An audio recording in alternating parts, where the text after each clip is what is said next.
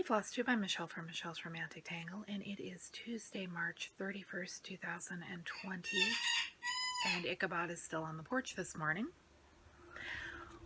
We are going into our second week of the Oregon shelter-in-place, stay-at-home, stay-healthy, whatever this is, I do not know, and I've been inadvertently following those rules for a couple of weeks before it became official, so I'm kind of stir-crazy. But I've been stitching.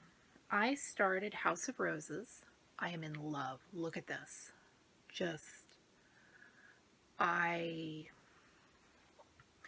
It's kind of hard. It takes more focus than I actually have right now, but at the same time, I love the way it looks.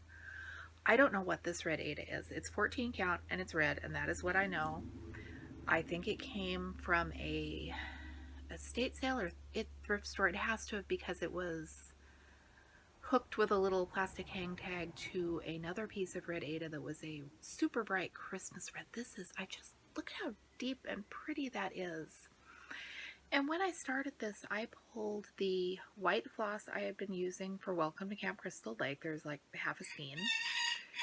Used that up, went digging, pulled the white floss from Emerald City Sal, which was another half a skein. I have finally found a full skein of white Ada, and I'm no longer fussing that I'm going to have to keep digging bits of skeins to get this done.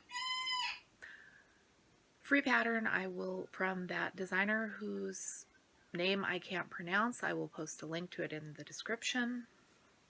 It's making me very happy. It's, like I said, a little more counting than I can quite handle right now, but I'm making it work.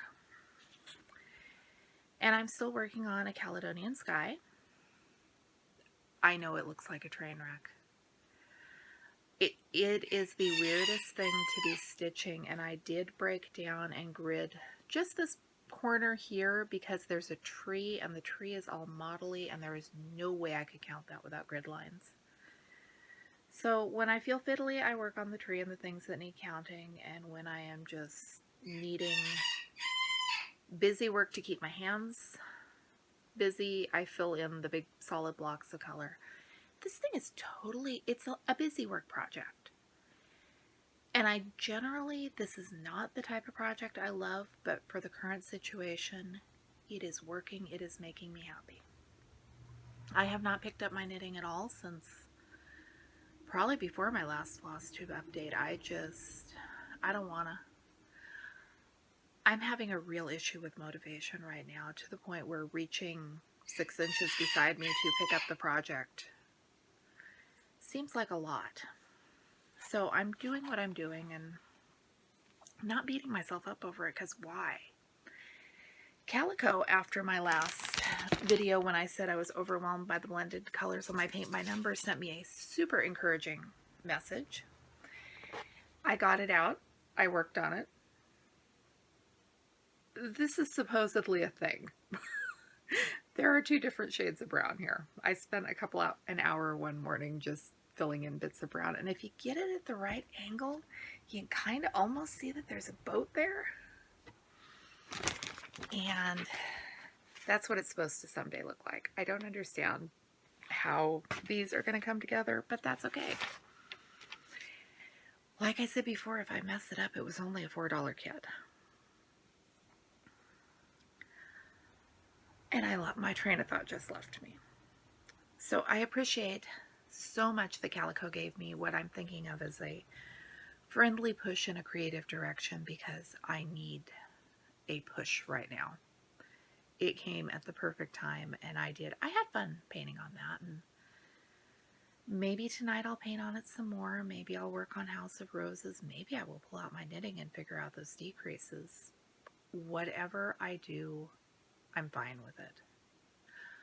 I'm fine with sitting and watching the cuckoo clock pendulum swing and sulking, to be honest with you. I've heard some other people talking about Maynia and maybe starting it early, and I'm totally starting now, because right now I have time. I'm trying to stay home.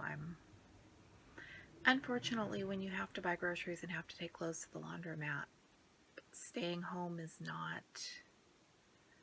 as cut and dried and easy. I cut out all the extra trips.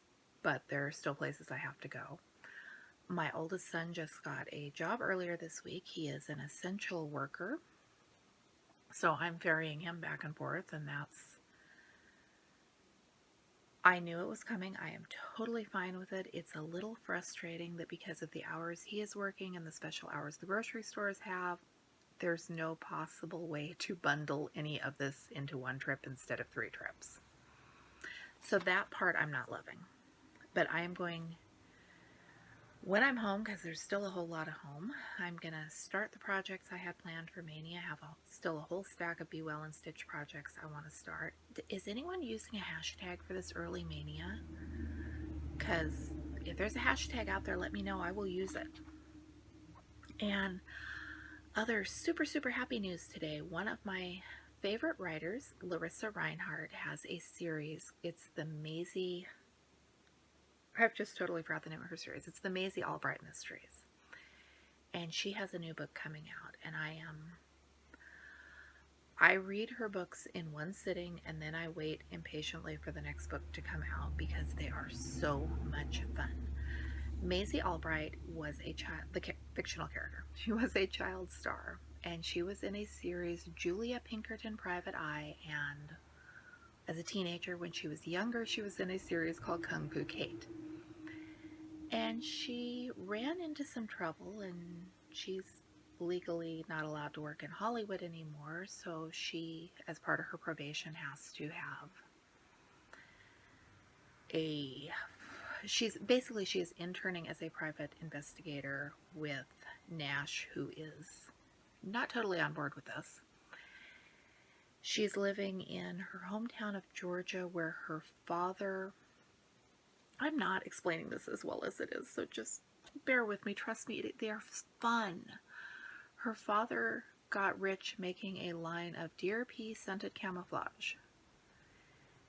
And she has a little stepsister who is just a holy terror with a pack of Jack Russell little dogs following her every footstep. And watching Maisie try to solve these mysteries, because of her background in her shows, she sort of knows what she's doing a little bit of the time now and then. And please don't knock over the camera, kitty.